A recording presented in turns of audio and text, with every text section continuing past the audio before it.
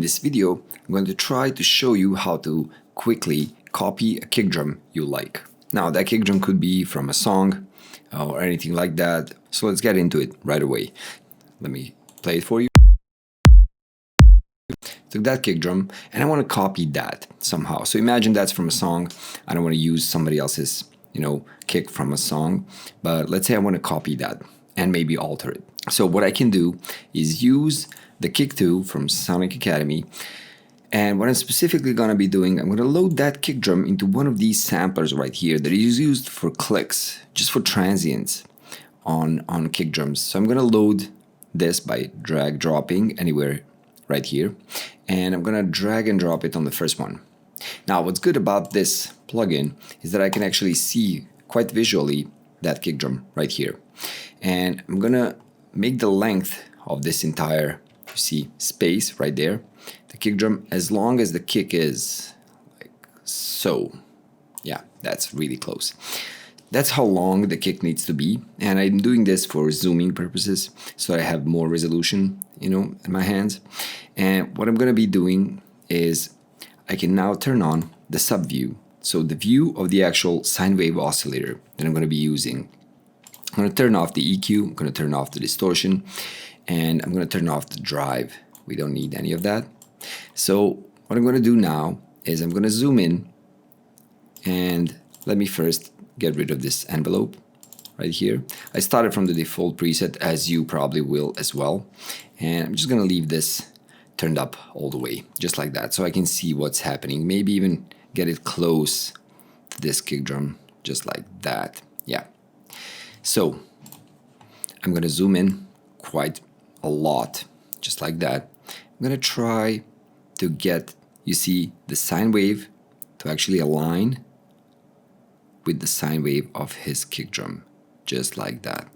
And then once I figure out the first part, I'm gonna be going next. So I'm going from left to right, just like that. Now, one thing you have to know is that the timeline of this envelope is not really coinciding with the timeline of this audio, so not really aligned with each other. So I would have to zoom out a tiny bit and grab another point and try to line up following sine wave. So I'm trying to line up all the dips and hills by using another point and then another point and then another point, just like that. I'm going to zoom out more, move all the way to the beginning, make another point, try to make that as perfect as possible.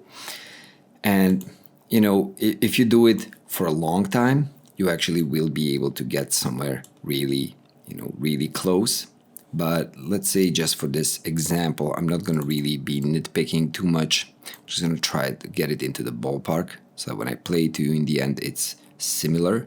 But you can really go on for hours doing this. Believe me, I tried, and then get really close to the result, So by just adding another point, moving it up and down, trying to get these hills and bottoms to align.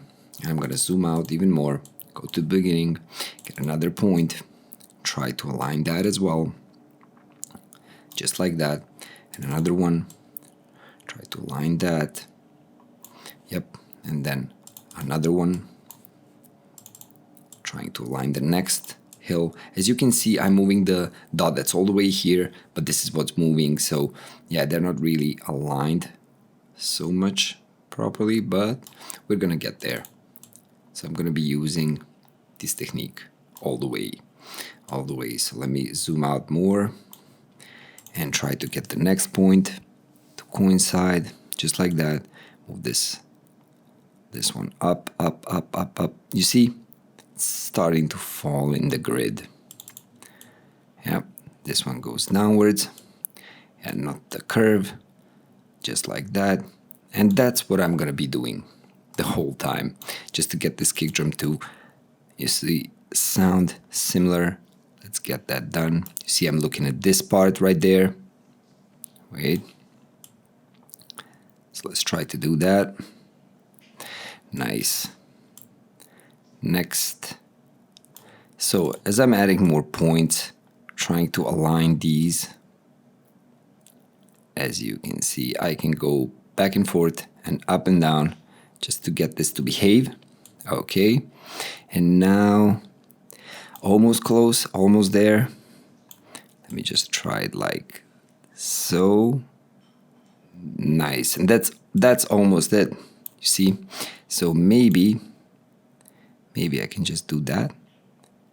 Yep, and that's almost it. Now, what I need to do once I have all of these sine waves, you see, the sine wave is completely similar. I have to go into the amp, and I have to zoom in again. And now I have to deal with the amplitude. So I need the amplitude of the blue one to be where the orange one or the yellow one is. So let me try to get that done. Let's see, the envelope, that they are the same. If you don't see the blue one, you can turn off the yellow just to see if it actually coincides, just like that, yeah? And then you fiddle with this some more, just like you would with anything else. And at some point, you're gonna get to the spitting image of this kick drum. If you do it for a long enough time and you fiddle with the details long enough, you will be able to recreate it without using any EQ, because in the end it doesn't matter. You're either going to be lowering the waveform at some point in that kick drum's slide downwards. So even without the EQ, you know, this will be the end result. So what I'm going to be doing is just that, you know, trying to get this to actually see line up, and trying to line up everything as best as I can. And once I do that, that should actually be done. You see, now we're really close. So let me play you what I have right here. I'm going to be triggering that. I'm going to play that solo right there. That's his kick drum you're hearing. And now this is us.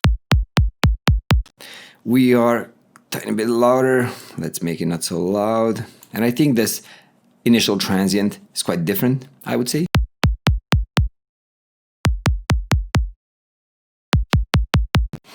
Yep.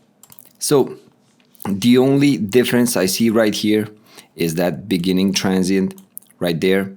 And if you zoom in hard enough, you can see where it doesn't align, this beginning transient right there. So if I move something there in the beginning transient, I'm going to lose everything on the back. But as I told you, I'm trying to get it in the ballpark just to show you what I'm doing and how it can be done. If you really want it to be identical, you really have to spend a lot of time to do that. Now that I have it in the ballpark, that it's really close, yeah, now I can add some clicks that I have right here. And now I can, you know, just maybe, well, waves, sine wave. Now I can maybe just add a click of my own and maybe make that kick drum my own. But that will just at least help you get in the ballpark and get close and actually get identical if you really want to fiddle with it. Now have fun making kick drums, and if you like this video, give us a like, subscribe, and if you want to learn more about music production, you can check out our full music production certificate